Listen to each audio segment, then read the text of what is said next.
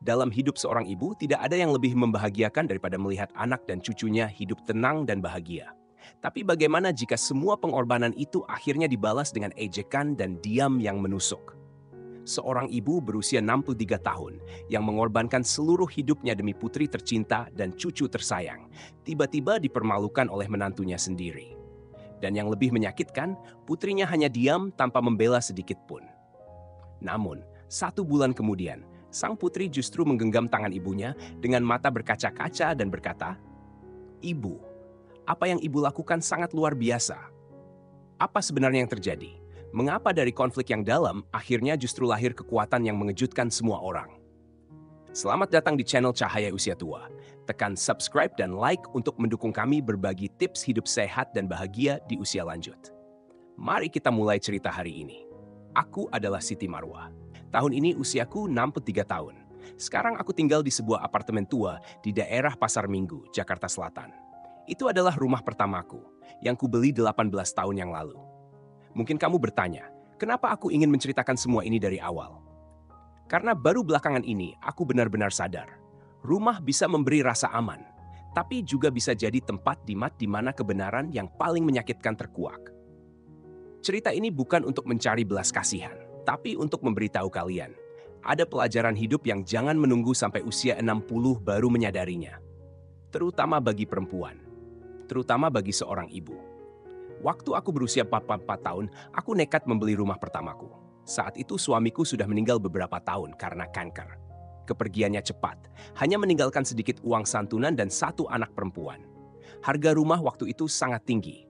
Aku hanya seorang pegawai bank biasa. Malam hari aku kerja sambilan cuci piring di hotel. Akhir pekan aku bantu jualan sayur di pasar. Orang bilang perempuan harus mandiri, dan aku benar-benar berjuang demi itu. Aku tidak minta bantuan keluarga besar. Aku juga tidak berani menikah lagi, takut anakku diasuh oleh orang yang salah. Anakku saat itu baru masuk SD. Dalam hati aku bertekad, seberat apapun aku harus biarkan dia tumbuh di lingkungan sekolah terbaik di Jakarta. Aku menaksir sebuah apartemen lama di Pasar Minggu. Letaknya di lantai dasar, luasnya hanya 36 meter persegi, tanpa lift. Tapi lingkungan di sekitarnya tenang, penghuninya sebagian besar pensiunan guru dan pegawai negeri. Harganya 60 juta. Tabunganku waktu itu cuma 70 juta. Pihak bank bilang, usiaku sudah tak muda, jadi maksimal cicilan hanya bisa 20 tahun. Hari penandatanganan kontrak itu, tanganku gemetar tak henti-henti. Aku ingat jelas, siang itu setelah selesai di kantor notaris, aku duduk di pinggir jalan dan menangis selama setengah jam. Bukan karena menyesal, tapi karena takut. Takut kalau aku tak sanggup bayar cicilan rumah itu. Dan lebih tak terduga lagi, seseorang berdiri di ruang tamu rumah putriku dan dengan bau alkohol menusuk berteriak di wajahku. "Ibu tua cerewet, jangan ganggu suasana di sini." Tahun aku mulai tinggal di rumah mereka. Alia, cucuku, masih 5 tahun, baru masuk SD. Dia selalu memelukku dan memanggilku Umi, menggambar di celemekku dengan spidol warna dan berkata, "Umi itu guru sihirku." Saat itu aku merasa semua lelahku pantas dijalani. Aku masak 3 kali sehari, bersihkan rumah, antar jemput sekolah. Malam hari, aku ikut bantu belajar pelajaran bahasa Indonesia dan mengeja. Kadang suaminya Farhan pulang kerja akan berkata, "Bu, terima kasih ya." Meski tak hangat, setidaknya sopan. Tapi tanpa kusadari, ucapan terima kasih itu perlahan berubah. "Bisa cepat dikit nggak? Ini sup apa? Asin banget. Baju kok belum dilipat?" Dan akhirnya, bahkan melihatku pun ia enggan. Setiap pulang, ia langsung pegang ponsel dan masuk kamar. Kalau makan belum hangat, dia bilang, "Kok dingin sih?" Kalau aku batuk sedikit, dia marah. "Bu, bisa nggak jangan sakit? Klien mau datang ke rumah, malu tahu nggak?" Aku diam, karena aku tak ingin mempermalukan anakku, karena cucuku butuh ketenangan, karena aku takut menyusahkan. Semua terjadi di malam Jumat. Dia baru pulang dari acara kantor, bau rokok, mata merah. Jas dilempar ke sofa, dasi belum dilepas, wajah kesal. Alia sedang main balok di ruang tamu. Aku baru keluar dari dapur habis menumis sayur. Melihat balok berserakan, aku mendekat dan berkata pelan, "Alia, jangan letakkan balok di sini, nanti ayahmu." Belum sempat aku selesaikan kalimat, dia berjalan mendekat, lalu menendang kotak mainan itu sampai terpental ke meja. Alia langsung menangis. Aku kaget dan membeku. Dan saat itulah dia berteriak, "Ibu cerewet, bisa nggak sih nggak bikin rumah kayak kandang ayam? Nggak kerja apa-apa, cuma tahu ngomel ini itu. Jangan kira karena punya rumah, jadi bisa ngatur-ngatur di sini." Aku Aku terpaku. Wajahnya merah, mata seperti marah membara. Aku berdiri menatapnya dan berkata, "Jangan bicara begitu. Aku hanya membantu bersih-bersih." Tapi dia menyambar, "Bantu? Bantu? Ini namanya bantu? Tolong sadar diri, Bu. Kamu tinggal di sini itu mengganggu, bukan ratu." Ucapan ibu tua cerewet itu menyayat telingaku seperti jarum. Aku merasa dadaku panas, pandanganku menghitam.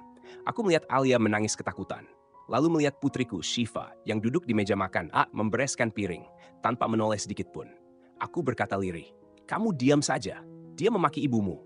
Dia hanya menjawab, "Bu, jangan dibesar-besarkan. Dia kan mabuk." Aku mengangguk, masuk ke kamar. Tapi sebelum pintu tertutup, aku mendengar dia masih berkata, "Gak ngapa-ngapain, sok sedih. Ibu tua cerewet bener-bener nyebelin." Malam itu aku duduk di balkon, menyalakan satu persatu lilin pengusir nyamuk. Tengah malam Alia bangun, mengetuk pintu kamarku. "Umi, aku mau Umi." Tapi aku tak menjawab. Aku takut. Takut dia akan mengingat ayahnya memanggil uminya dengan sebutan itu. Ibu tua cerewet. Aku masak, mencuci, menjaga anak, menghabiskan uangku. Tapi tak berani bicara banyak, takut bertengkar, takut anakku terjepit, takut cucuku sedih, takut jadi beban. Tapi akhirnya aku justru menjadi wanita tua yang dianggap mengganggu. Saat itulah aku sadar, rumah ini bukan milikku. Keluarga ini juga bukan tempatku. Bahkan nama dan wajahku pun menjadi sesuatu yang tak diinginkan. Hari-hari berikutnya berlalu dalam diam. Tak ada permintaan maaf, tak ada penjelasan, hanya sunyi yang menggantung seperti but tipis di dalam rumah itu. Dan aku pun mulai merasa keberadaanku di sana sudah tak lagi dibutuhkan. Malam itu, aku tidak duduk di rumah. Aku duduk di pojok sebuah warung kecil seperti pelayan tua yang dilupakan. Saat itu, Bu Rina, tetanggaku, mengetuk pintu, mau pinjam kecap. Waktu aku ambilkan, dia melirikku sebentar dan berkata pelan, "Kamu kelihatan pucat akhir-akhir ini.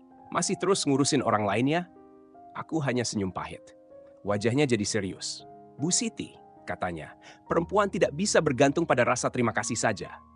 Kalau nama rumah itu bukan atasmu, hati mereka juga bukan buatmu. Kamu ngerti maksudku kan?" Sebelum pergi, dia menambahkan satu kalimat, "Simpanlah sesuatu untuk dirimu sendiri." Pukul 10 malam, aku lagi jemur baju di balkon. Farhan keluar kamar, mengernyit. "Bu, mesin cuci ini kenapa sih? Berisik banget kayak mau runtuh." Aku jawab, "Itu lagi spin, wajar memang agak bergetar. Aku matikan sekarang." Dia membalas dingin, "Udah deh, nggak usah sok sibuk. Kalau mau sibuk, pergi aja nyapu halaman masjid." Aku bengong. Sebelum sempat berkata apa-apa, pintu kamarnya sudah dibanting. Brak! Penjepit baju di tanganku jatuh, satu persatu mental ke lantai. Tapi aku tak memungutnya. Aku duduk kembali di kursi balkon, menatap jemuran yang bergoyang pelan-pelan. Kepalaku kosong. Baru kusadari, ternyata apapun yang kulakukan di mata mereka hanyalah pura-pura sibuk. Mengasuh cucu, pencitraan. Masak dan mencuci, mengatur-ngatur. Menjaga 3 rumah, campur tangan tak diminta. Aku menunduk melihat tanganku yang keriput dan kasar, ruas-ruas jari yang menebal karena puluhan tahun masak dan mencuci. Tiba-tiba aku ingin tertawa. Tawa getir. Aku ambil ponsel, membuka galeri pesan, menemukan alamat itu. Apartemen tua di Pasar Minggu.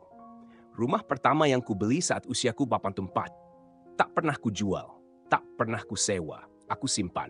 Seolah itu adalah sisa terakhir dari diriku sendiri. Aku buka lemari, melipat baju-baju musim kemarau, memasukkannya ke dalam tas besar. Aku tak bilang apa-apa ke mereka. Aku tak mau lagi menunggu mereka bicara manusiawi. Rumah itu memang aku yang beli.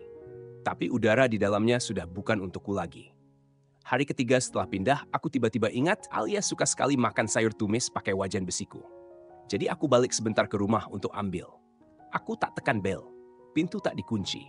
Rumah sunyi. Aku masuk, langsung tercium bau deterjen, bau yang dulu kupakai. Mereka masih pakai itu, tapi aku bukan bagian dari rumah itu lagi. Di dapur kosong.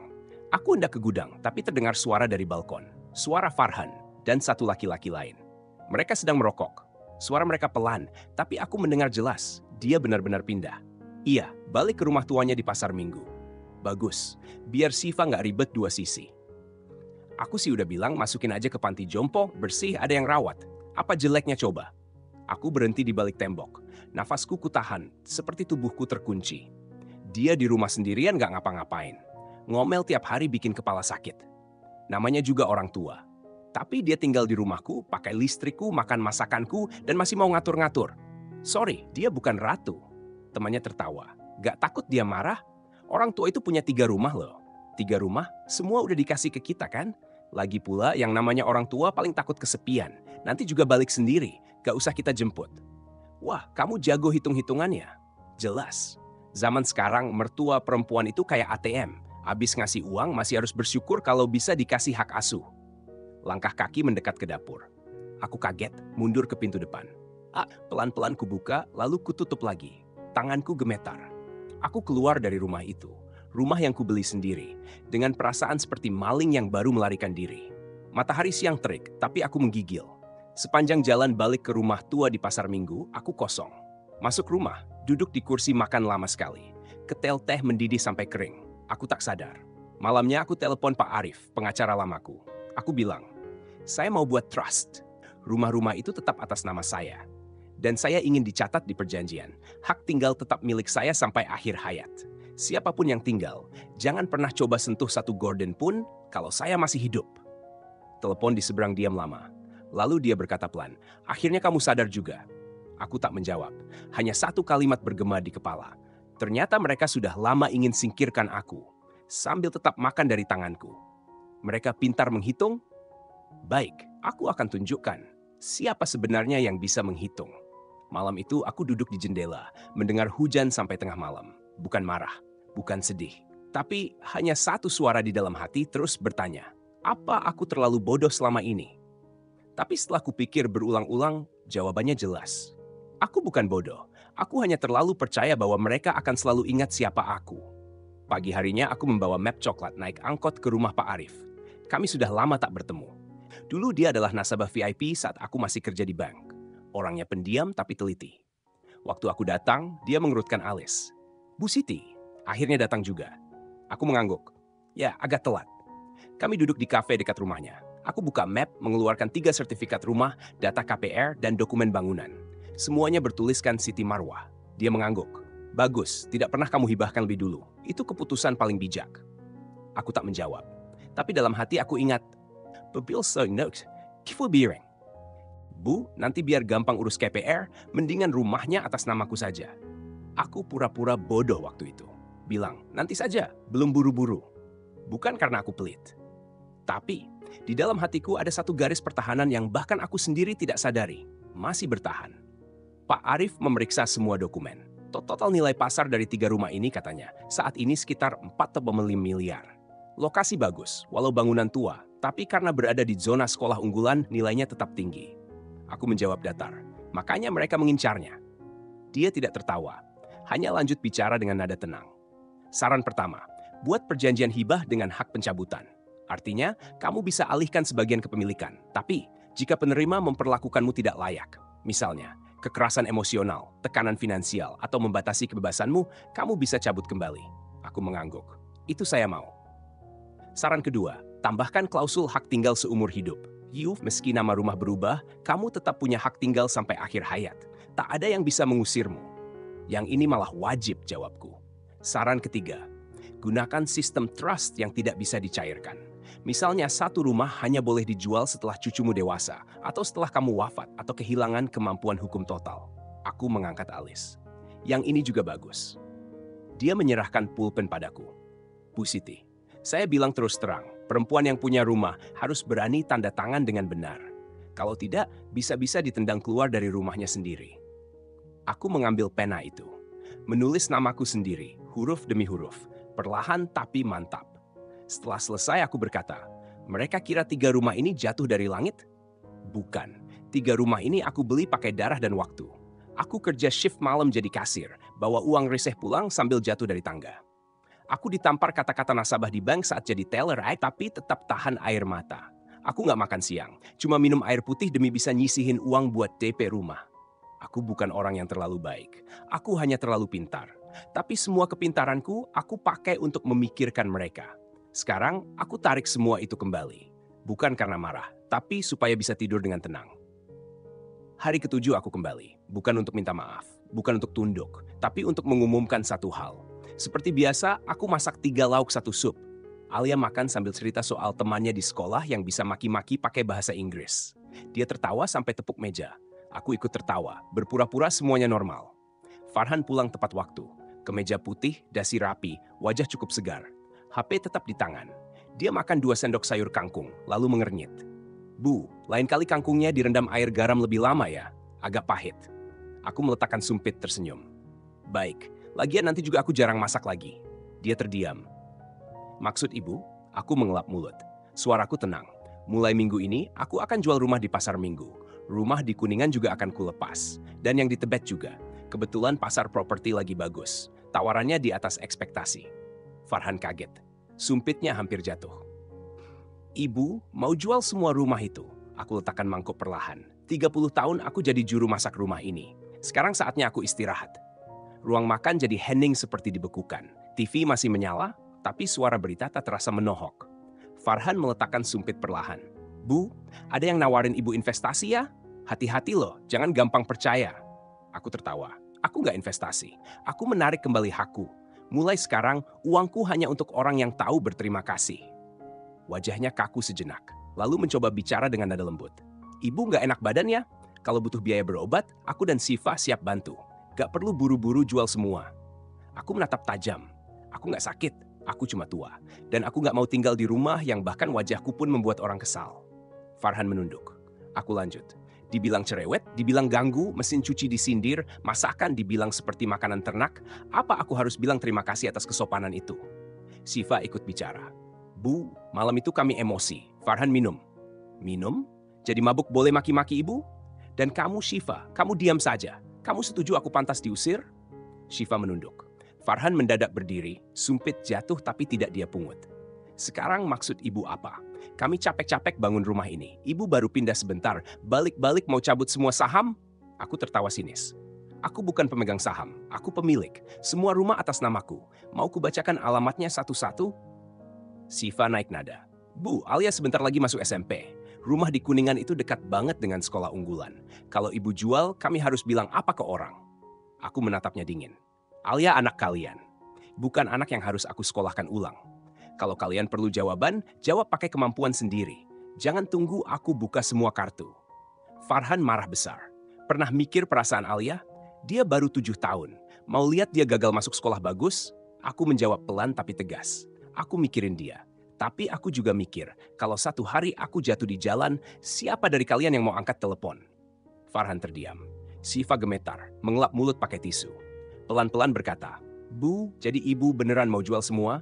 Aku menatapnya, serius. Iya. Farhan berdiri, marah. Kalau ibu mau begitu, balik saja ke rumah ibu sendiri. Gak usah sok dermawan di sini.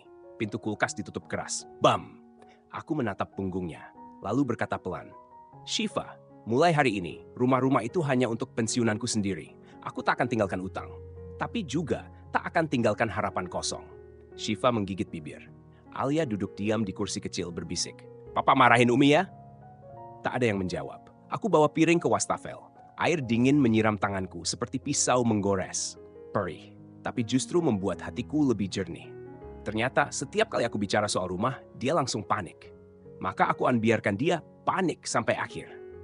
Malam itu, aku kembali ke rumah lamaku. Meletakkan alat perekam dim di meja, mengambil ponsel cadangan, lalu mulai menyusun semua rekaman suara. Ini bukan pertempuran seorang diri.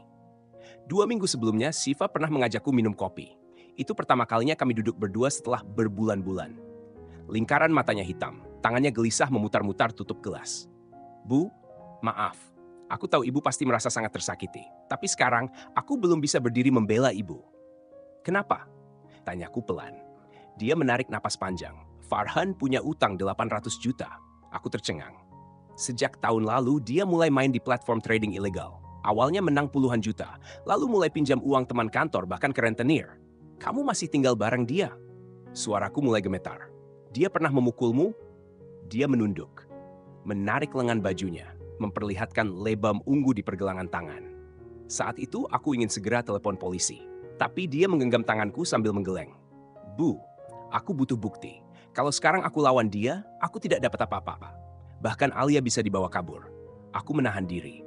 Selama kami menikah, aku tak pernah pegang uangnya. Semua rumah atas namanya. Kalau aku cuma bicara tanpa bukti, aku tidak punya kekuatan hukum. Dia menatapku untuk pertama kalinya sejak kecil dengan mata yang berkilat karena harapan. Bu, bantu aku. Tolong, pura-pura saja mau jual rumah. Biar dia takut. Kalau dia panik, dia akan buka semua niatnya. Semua itu rekam ya, Bu. Hari itu dia memasang fitur rekam otomatis di ponselku. Tekan tombol power 3 kali, langsung mulai merekam diam-diam. Dia juga memberiku satu alat perekam kecil. Taruh saja dekat kompor pas masak. Dia sering maki-maki di dapur. "Kamu mau bukti ini untuk apa?" tanyaku. Dia tersenyum pahit. Aku ingin dia kehilangan segalanya. Sejak hari itu, kami berdua berpura-pura. Aku berpura-pura lemah. Pura-pura ingin pulang, ingin minta maaf. Dia pura-pura pasrah, diam, tunduk. Kami seperti dua orang yang menyala diam-diam dalam gelap, membakar perlahan pria yang mengira hidup ini adalah papan catur. Malam ini, makan malam yang terjadi adalah bagian dari skenario 2 minggu kami. Dan akhirnya, kami punya rekaman nyata. Aku menyalakan alat perekam. Terdengar suara Farhan. 3 rumah itu dijaga kayak pusaka. Kalau bener mau jual, aku siap bongkar dapur buat dia. Lalu potongan lain. Coba saja dia jual rumah. Aku langsung pindah alamat KTP-nya dan bilang dia udah pikun. Dan rekaman yang paling pahit, perempuan tua itu mesti dikuras dulu uangnya. Kalau gak dipaksa, gak bakal dilepas. Toh nanti dia mati, rumah juga jatuh ke kita. Aku mengatur semua file rekaman. Suara, waktu, tempat, isi pembicaraan, semuanya kupilah rapi. Kusalin 2 salinan ke ponsel dan email. Di dunia ini, tidak ada orang yang lahir dengan hati keras. Tapi kalau sudah dijepit sampai ke sudut, maka tak ada pilihan selain jadi tegas. Siva mengirim pesan malam itu. "Bu, tunggu aku siap. Nanti kita tangkap dia bareng-bareng." Aku membalas, "Kalau kamu siap, aku bakar semua." Pagi berikutnya, jam 9 tepat, aku adalah orang pertama yang masuk ke kantor agen properti di Jalan Kuningan. "Selamat pagi, Bu Siti. Silakan duduk," kata staf muda yang menyambutku dengan ramah. Aku mengeluarkan 3 lembar sertifikat rumah. Apartemen lama di Pasar Minggu, unit kecil dekat stasiun MRT Kuningan, dan rumah di Tebet yang dulu disewa guru les. Semua atas namaku. Dan semuanya aku ingin jual. Tolong beri estimasi dan prosesnya. Nada suaraku pelan, tapi tidak bisa dibantah. Staf itu mengangguk, mencatat cepat. "Bu, properti seperti ini gak akan susah dijual. Banyak peminatnya." Belum selesai bicara, pintu dibanting keras. "Kamu gila ya?" Aku belum sempat menoleh. Sudah terdengar suara Farhan penuh amarah. Dia masuk tergesa, menyapu dokumen dari meja. "Kamu datang ke sini mau jual rumah? Udah ngomong dulu sama kita belum?" Aku tetap duduk, menatap wajahnya. Merah, bibir bergetar. "Kemarin kamu baru bilang mau pulang, sekarang diam-diam mau jual semua. Kamu masih punya harga diri gak sih?" Aku memungut kembali semua berkas, merapikan pelan-pelan. "Ini rumah milikku. Aku tidak butuh izinku untuk menjualnya." Dia terdiam. Staf kantor pura-pura sibuk. Beberapa tamu lain menoleh, suasana jadi tegang.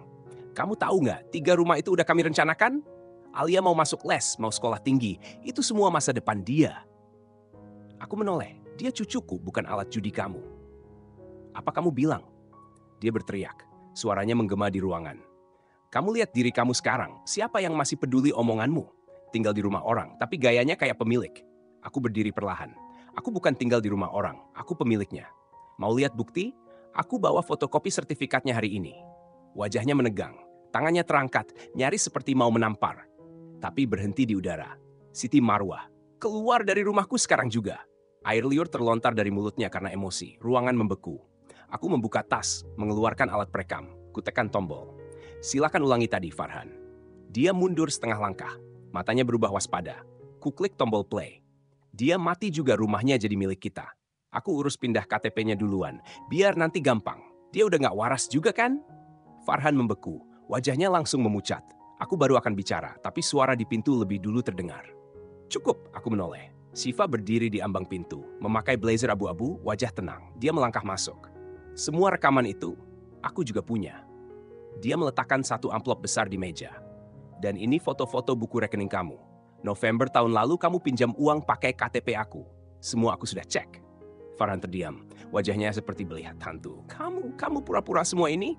Siva melangkah ke arahku, berdiri di sisiku. "Bukan pura-pura," katanya pelan. "Aku sadar, dan aku memilih berpihak pada ibu."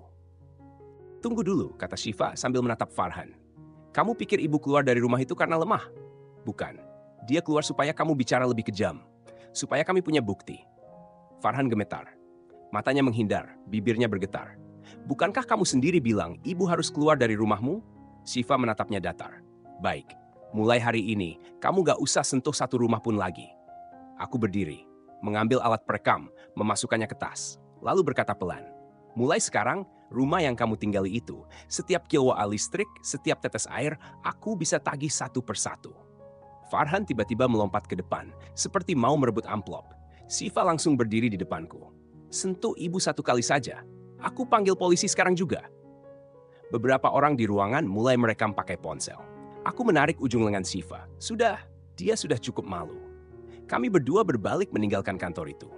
Suara makian Farhan masih terdengar dari belakang. Tapi seperti suara truk sampah menjauh. Bising, tapi tak menyakitkan lagi. Saat kami melangkah keluar dari kantor, matahari sangat terik, menusuk mataku seperti pisau kecil.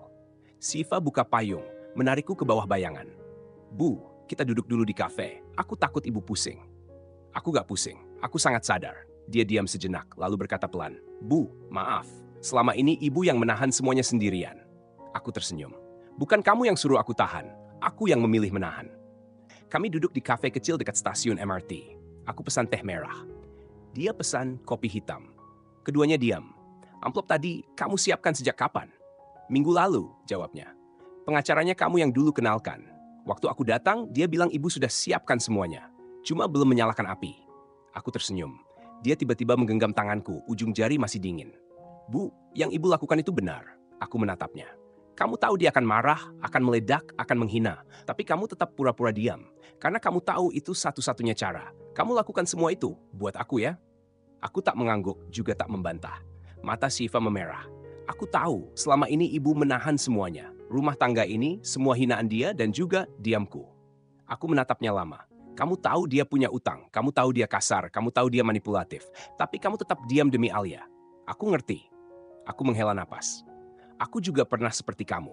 Kamu sudah menahan terlalu lama. Sekarang, giliran kamu istirahat. Dia menggigit bibir. Bu, mulai sekarang, biar aku yang jaga. Aku meletakkan satu tangan lagi di atas tangannya. Sekarang kamu paham, kenapa aku gak berani hibahkan rumah ke siapapun. Aku tersenyum pahit. Dulu bapakmu bilang cinta. Rumah ditulis atas namaku. Gak sampai 2 tahun, dijadikan jaminan utang, saham bangkrut, rumah nyaris dilelang. Siva terdiam. Bukan aku gak pernah kasih kesempatan, tapi aku pernah jatuh. Sekali jatuh, aku belajar. Dia mengangguk pelan. Aku akan belajar dari ibu. Kopinya sudah dingin. Dia minum seteguk, pahit tapi pas. Aku menatap keluar jendela. Bu nggak sekolah tinggi, nggak pernah pakai perhiasan mahal. Tapi ada 3 hal yang nggak pernah ibu serahkan ke siapapun. KTP, stempel, dan sertifikat rumah. Ingat itu baik-baik. Matanya berbinar, seperti anak kecil yang baru bisa mengikat tali sepatu sendiri. Bukan sekadar kagum, tapi percaya. Bu, ibu benar. Kali ini aku benar-benar percaya. Aku mengangguk. Dan kamu juga jangan minta maaf terus. Mulai sekarang kita pikirkan bersama bagaimana hidup ini bisa lebih baik. Beberapa hari kemudian, aku menulis surat untuk Siva. Tapi tidak kukirim.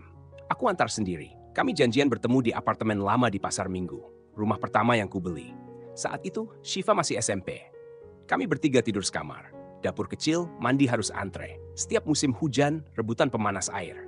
Aku buka surat, membacakan pelan. Untuk rumah di Kuningan, aku buatkan trust. Hak tinggal tetap untukku sampai akhir hayat. Sertifikat tetap milik ibu. Kalau nanti ibu tak sanggup tinggal, hasil sewa bisa buat biaya panti jompo. Rumah di Tebet akan aku sewakan atas nama ibu. Uangnya jadi dana pendidikan Alia. Rekening dibuat atas namaku. Tapi aku nggak boleh ambil, apalagi Farhan. Siva terisak. Aku lanjut. Rumah Pasar Minggu akan diwariskan untukmu. Tapi dengan satu syarat, kamu harus mandiri. Gak boleh bayar utang orang lain. Dia menangis.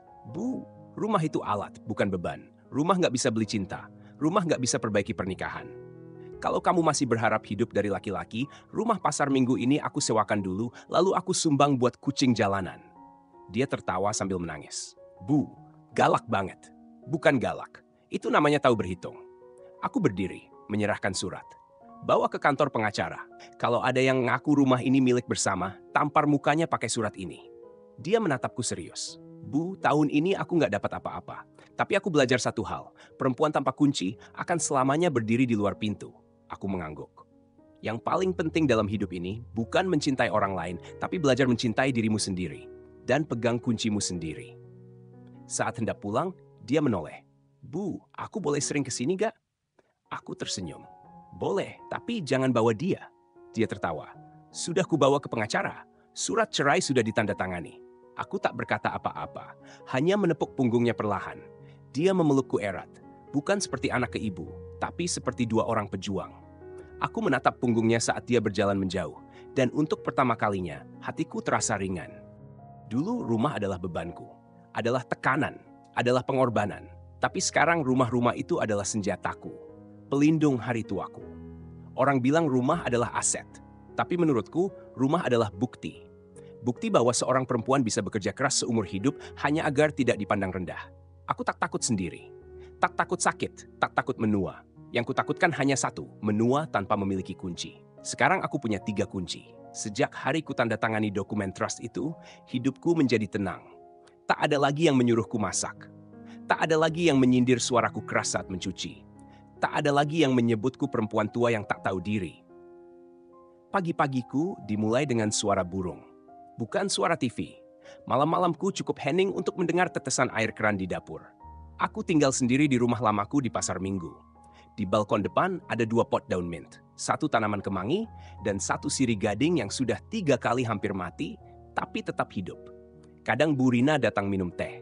Dia duduk di kursi rotan dan berkata, "Siti, kamu kelihatan segar banget akhir-akhir ini. Lagi naksir siapa ya?" Aku tertawa.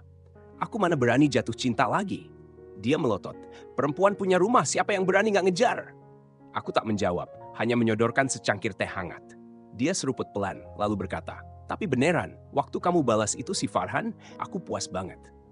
"Siapa yang cerita ke kamu?" tanyaku. Dia keluarkan ponsel, buka grup WhatsApp ibu-ibu komplek. Di atasnya ada video Farhan marah-marah di kantor properti. Sudah ditonton lebih dari 8.000 kali. "Sekarang kamu dijuluki Ratu Comeback di lingkungan kita." Dia ngakak. Aku geleng kepala. Aku bukan hebat. Aku cuma akhirnya berhenti membohongi diriku sendiri. Dia mengangguk. Hari-hariku sederhana. Jam 6 pagi belanja sayur, makan bubur kedelai langganan 20 tahun. Jam 7.30 senam 5 menit nonton TV edukasi lansia. Jam 9 buka HP, belajar Facebook, Line, kirim stiker lucu. Kadang pencet tombol salah, panik sendiri. Siva ajari aku simpan foto di Google Drive. Dulu aku tak bisa, sekarang bisa simpan file sendiri. Aku bukan kembali muda. Aku hanya belajar tidak tertinggal. Suatu sore aku buka album lama. Ada foto KTP zaman muda. Seragam bank, pipi bulat, rambut kayak onde-onde. Aku mulai kerja di bank sebagai teller. Lalu hamil, pindah ke administrasi. Setelah Siva lahir, perusahaan PHK. Aku keluar, kerja jadi penjaga gedung, kemudian jadi ART, bersih-bersih, antar jemput anak orang. Kadang bantu bos buat laporan fiktif. Aku nggak punya gelar, nggak punya koneksi. Yang aku punya hanya kemauan untuk bertahan. Maka aku hemat mati-matian. KPR lunas dalam 10 tahun, Siva lulus akuntansi. Hidupku selama ini kuberikan untuk orang lain. Suami, anak, keluarga. Tapi sekarang aku ingin hidup untuk diriku sendiri. Sebulan lalu aku ikut kelas fotografi ponsel di kampus komunitas. Gurunya lelaki umur 50-an. Pegang 2 HP, satu buat foto kucing, satu buat tanaman. Awalnya aku pikir akan membosankan. Tapi ternyata sejak kelas pertama, aku jatuh cinta pada komposisi dan cahaya. Waktu dia lihat hasil fotoku, dia bilang, "Foto ini punya rasa.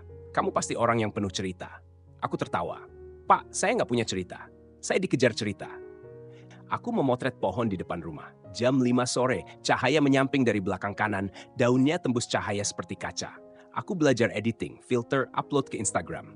Alia komentar, "Umi jago banget sih." 6 kata yang bikin hatiku hangat luar biasa. Siva kini datang seminggu sekali. Kadang ke pasar, kadang nonton drama bareng.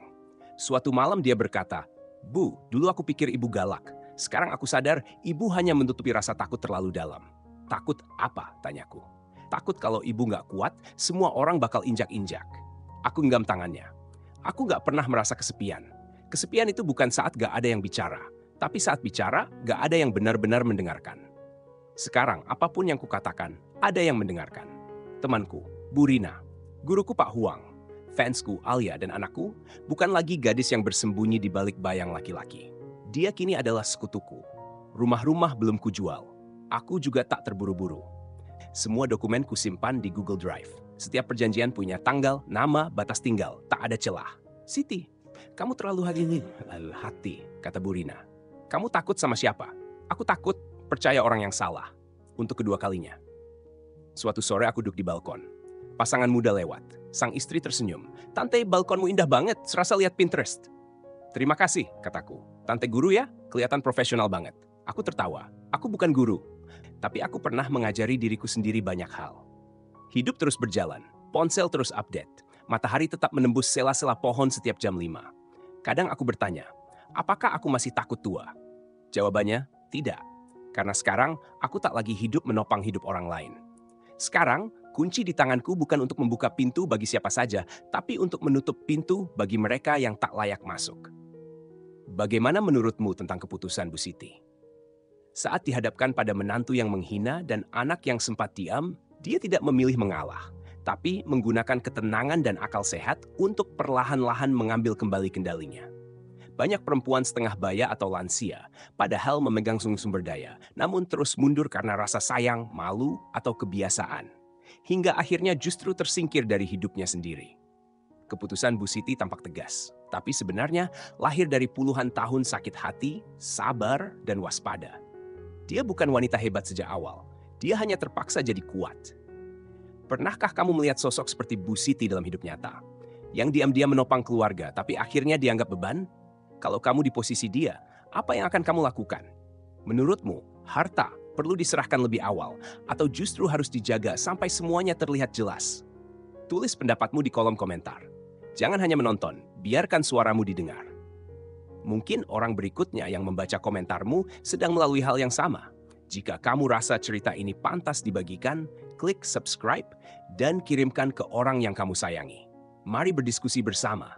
Karena setiap komentar dan bagikan darimu adalah balasan nyata bagi kenyataan yang sedang dihadapi banyak orang.